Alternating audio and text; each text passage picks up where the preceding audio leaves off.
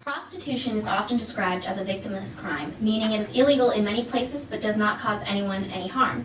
This is simply not accurate. Prostitution is a complex issue surrounded by a myriad of societal issues. We will use our sociological imagination to try to understand the factors affecting prostitution. Using a feminist perspective, we will look at the influences and the outcomes in regards to this complicated and sensitive topic. Most studies estimate the average age of entry into prostitution to be between 12 and 16 years old. Different areas have different average ages, but Baltimore's average age is 12 years old. But European countries tend to be closer to 16 or 18. But regardless of where you are, up to 50% of prostitutes are thought to be minors. Many of these adolescents have run away from home to escape sexual or other physical abuse. The lack of a father figures makes girls especially susceptible to the boyfriend method of recruitment by pimps when they befriend a young vulnerable girl, treat her well and make her believe she is in love with him. Then he turns on her and coerces or forces her into prostitution. In order to make her do things she doesn't want to, he will beat her, keep her outside until she has made enough money, starve her, addict her to drugs, and the list goes on. There are a lot of stereotypes about who is involved with prostitution, but they do not even come close to covering everyone affected by this issue. In 2010, out of all arrests made for prostitution and public vice, 31% were male, 69% were female, 54% were white, 42% were African American, and about 2.5% were Asian or Pacific Islander. Some prostitutes have college degrees. Pimps can be male or female, young or old, and vary in race. The Johns include doctors, lawyers, and CEOs, as well as construction workers, mechanics, and salesmen. They are rich, poor, young, and old, and many are married. The health and safety of prostitutes is a serious concern. For the period of active prostitution, the crude mortality rate was about 459 per 100,000.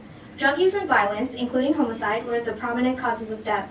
So why not make prostitution legal so the government can enact benefits such as condom use, regular health checks, and better control over treatment of prostitutes?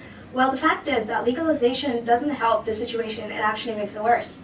In Sweden, where prostitution is illegal and views the prostitutes as victims of the pimps and John's crime, it is estimated 400 to 600 people are trafficked each year. In Denmark, where there are no laws forbidding consensual prostitution and the prostitution is half that of the Sweden's, there are estimated to be about 5,500 to 7,800 women and children in Danish prostitution, and estimated 50% of which are trafficked. The Netherlands reported state that legalization has not improved the situation of prostituted women. Rather, their well-being has declined between 2001 to 2006 with regards to all measured aspects. This seems pretty counterintuitive.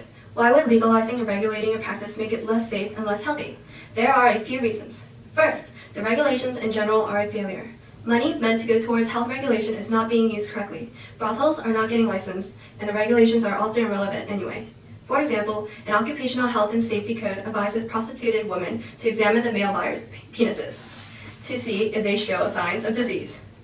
This is simply not a realistic practice in an occupation where women are viewed as objects to be purchased. Second, brothels are the only places subject to regulation, but most prostitution does not happen in brothels. This means that all other forms of prostitution, such as escorts and online sites, are not even affected by the regulations. Third, countries like Sweden where it is illegal are no longer attractive business markets. This pushes the sale of sex to other countries, increasing illegal trafficking. Diane Post argues legalization creates the demand for trafficking as brothels seek to find sufficient women to sell. Prostitution is about men's dominance over women. To legalize prostitution is to accept and normalize the violent and demeaning treatment of women. It justifies the John's perceived right to fulfill their desires for cheap sex without any regard for the woman's personhood. It removes all responsibility of health and well-being from the man and places it all upon the woman. Although there are some individuals who have made a choice to engage in prostitution, it is questionable if this was their own autonomous choice or if they were coerced or felt they had no other option. While individuals should have the right to make personal decisions, John Stuart Mill's harm principle states that this right is waived when their decision harms others. In the words of Joshua Bailey, one woman's freedom to sell her body for sex should never interfere with another woman's freedom not to. As long as there is a demand for prostitution, there will be a demand for sex trafficking. They cannot be separated.